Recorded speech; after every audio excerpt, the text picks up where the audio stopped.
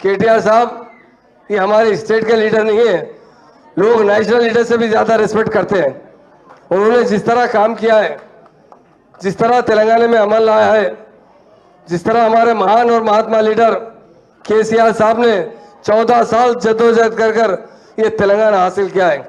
तेलंगाना को पूरा लूटा जा रहा था, तेलंगाना को डेवलप करने वाले कोई लीडर है, तेलंगाना को इंडिया में नंबर 1 स्टेट की तरह बनाने वाले लीडर है, और सबसे अहम गंगा जमुना तहजीब लाने वाले कोई लीडर है तो केसीआर साहब है। 1948 से लेकर 2014 से पहले तक सारे तेलंगाना में फिसादात हुआ करते थे। अभी सोहेल साहब ने जिक्र किया, कांग्रेस इख्तियार पे आने के बाद क्या करती है, मुसलमानों को फिसादात में उलझा देती है, मुसलमानों को बर्बाद करती है। कांग्रेस 1-2 साल नहीं, करीब 50 साल हुकूमत की है यहाँ पर। आज मुसलमानों का जो हाल है, वही केसीआर साहब ने 9.5 साल में रेजिडेंशियल स्कूल कायम किए। कांग्रेस ने 50 साल में 10 रेजिडेंशियल स्कूल कायम नहीं कर सके, मगर केसीआर साहब ने सिर्फ 2 साल के अंदर 204 रेजिडेंशियल स्कूल कायम किए, 1,40,000 लड़के और लड़कियों को तालीम दिए। आप जानते हैं हमारे बड़े लोग क्या कहते हैं, इंसान को अगर संवारना है, तरक्की दिलाना है, दिल से उसकी तरक्की देखना है तो उसको सबसे पहले तालीम दो। तालीम देने वाले कोई लीडर है वो केसीआर साहब है, और गंगा जमुना तहजीब लाने वाले कोई लीडर है वो केसीआर साहब है। केसीआर साहब पॉलिटिकल पार्टी पावर के लिए नहीं बनाए थे, तेलंगाना हासिल करने के लिए ये पार्टी बनाई गई थी। और उन्होंने खासतौर से 2009 में मरण वक्त 11 दिन तक बैठा तेलंगाना के लिए, हमारा तेलंगाना चाहिए, क्योंकि तेलंगाना का पैसा पूरे का पूरा आंध्रा में खर्चा किया जाता था। यहाँ के लोगों को मुलाजिमत तो नहीं मिलते थे, यहाँ के लोगों के माशी हालात सही नहीं होते थे, हमारी स्टेट डेवलप नहीं होती थी। इसके लिए केसीआर साहब ने 11 दिन तक मरण पर बैठा था, पर 11वें दिन उनकी हालत इतनी खराब हुई थी, जब हमारे जयशंकर साहब जिंदा थे, साहब के बहुत से लोग जाके साहब से गुजारिश किए, साहब आप भारत तोड़ दीजिए, तेलंगाना बाद में लेंगे। केसीआर साहब ने एक बात कहा, मेरी जान गई तो परवाह नहीं है, मुझे मेरा तेलंगाना चाहिए, मेरी आवाम की तरक्की चाहिए। ये बोलने वाला कोई लीडर है वो केसीआर साहब। ये कांग्रेस पार्टी धोखेबाज पार्टी है, मुसलमानों को धोखा देती है, सारे लोगों को धोखा देती है। आप जानते हैं ना, केटीआर साहब सब चीज बताएंगे आपको, हमारे साथ कैसा धोखा किया गया। हमें सिर्फ वायदे किए गए, गारंटियां बताए गए, मगर किसी पे अमल नहीं किया गया। एक मुसलमान मिनिस्टर को नहीं बनाया गया। आप उसके मुकाबले में केसीआर साहब को देखिए, उन्होंने डिप्टी सीएम का ओहदा दिया आपके भाई को, उन्होंने होम मिनिस्टर का ओहदा दिया। इसी को सेकुलरिज्म कहते हैं। ये सेकुलरिज्म बोलने से नहीं चलता, मुसलमानों को हर जगह फिसादात में उलझाने से नहीं चलता। ये रेवंत रेड्डी के बारे में जो आप सुन रहे हैं, किस तरह गरीबों को खत्म करें। अरे केसीआर साहब डबल बेडरूम बनाए थे, ऐसी क्या जल्दी है मूसी बनाने की, सिर्फ कमीशन के लिए मूसी का काम शुरू करने की बात की जा रही है। गरीबों को बेघर किया जा रहा है। एक जमाना पहले इंदिरा गांधी ने एक नारा दिया था, रोटी कपड़ा और मकान, और सबसे पहले मकानों से बेघर करने वाले रेवंत रेड्डी है। यही उनकी पॉलिसी है, इनका बेस ही बीजेपी से है, आप जानते हैं। तो इसलिए आज हमारे पार्टी में बहुत से नौजवान भाई शिरकत की है पार्टी में, उनका मैं वेलकम भी करता हूं। और आपसे एक ही बात कहता हूं, हिंदुस्तान में कोई अगर सेकुलर पार्टी है तो वो बीआरएस पार्टी है। सेकुलर लीडर है केसीआर साहब है और केटीआर साहब है।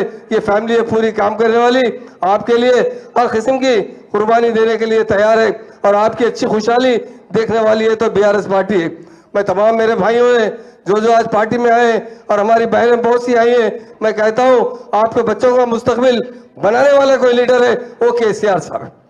आपके फ्यूचर, आपके बच्चों के बारे में अच्छी तालीम देने वाले, आपको अमन देने वाले और आपको तरक्की देने वाले कोई लीडर है तो केसीआर साहब। इसलिए मेरे भाइयों बहनों, बहुत सी बात तो केटीआर साहब को बोलना है, आप सुनेंगे।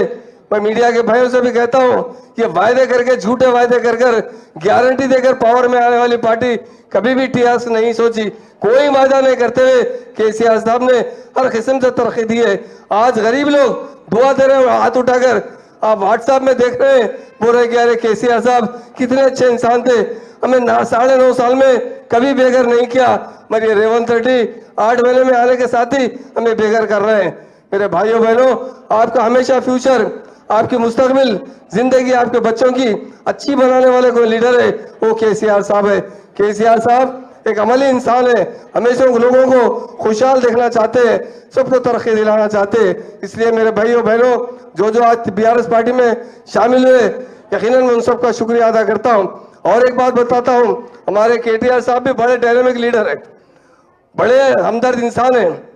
आप जानते हैं जब मूसी नदी को आज नहीं कल डेवलप कर सकते, इमीडिएट मालूम होते ही 10 करोड़ रुपए का ऐलान किया गया कि हमें किसी भी तरह लीगल सपोर्ट के लिए। आप देखिए लोग जो है तमाशा देख रहे हैं, केटीआर साहब ने जगह जगह जाकर प्रोटेस्ट भी किया है, लोगों को मुखातिब भी किया है कि आप डरिए मत, हमें बुलाइए, हम आपके साथ रहेंगे। हम यही चाहते हैं हमारे बहन और भाई अच्छी जिंदगी गुजारे। और किसी ने आज़ाद हिंदुस्तान होने के बाद 1947 के बाद किसी ने मुसलमानों की तालीम पर तवज्जो नहीं दी। अगर तवज्जो देने वाले कोई लीडर है वो केसीआर साहब है। गरीब मुस्लिम बहनों की शादी के लिए 1 लाख रुपए देने वाले वो केसीआर साहब है। इसलिए मेरे भाइयों बहनों आपने बहुत अच्छा काम किया। बीआरएस पार्टी में आकर यही पार्टी आपको हक दिला सकती है, आपको तरक्की दिला सकती है, आपको अमन दिला सकती है। हर शोबे हयात में दूसरी कौमों की तरह तरक्की करने का मौका देने वाली कोई पार्टी है वो बीआरएस पार्टी है। इसलिए मैं तमाम भाइयों बहनों का शुक्रिया अदा करता हूं, क्योंकि आपके दिल में है। सबसे पहले केटीआर साहब को सुनना आपके दिल में है, वो एक बहुत डायनेमिक लीडर है। हम नहीं कहते, तमाम स्टेट के लोग कहते हैं, हिंदुस्तान के जितने स्टेट है वहां के बड़े बड़े लीडर कहते हैं केसीआर के पास अगर कोई डायमंड हीरा है वो केटीआर साहब है। जरूर एक अच्छा इनकलाब लाएंगे, बहुत दूर नहीं है, लोग दिल से दुआ दे रहे हैं, गरीब हमारे बहनें दुआ दे रही हैं। व्हाट्सएप पे हम देख रहे हैं, ऐसे जालिम हुकूमत से हमें नजात दिलाइए, जल्द से जल्द इनकलाब आए ताकि फिर से केसीआर साहब चीफ मिनिस्टर बने, हम तमाम लोगों को राहत मिले। यही गरीबों का नारा है, जो मुझे मौका दिया गया है उसका मैं शुक्रिया अदा करता हूँ। जय तेलंगाना, जय जय तेलंगाना।